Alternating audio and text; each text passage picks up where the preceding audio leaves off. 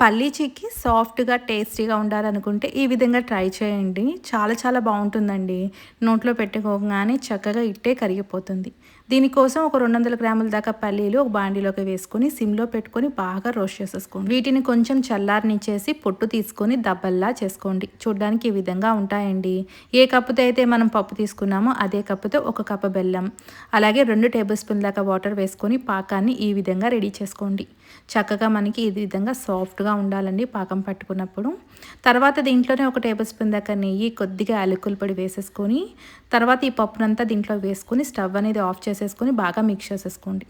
తర్వాత butter paper మీద కానీ, ఆయిల్ రాసుకున్న ప్లేట్‌లోకి గానీ దీన్ని ట్రాన్స్‌ఫర్ చేసుకొని చక్కగా పల్చగా స్ప్రెడ్ చేసుకొని ముక్కల్లా కట్ చేసేసుకోండి.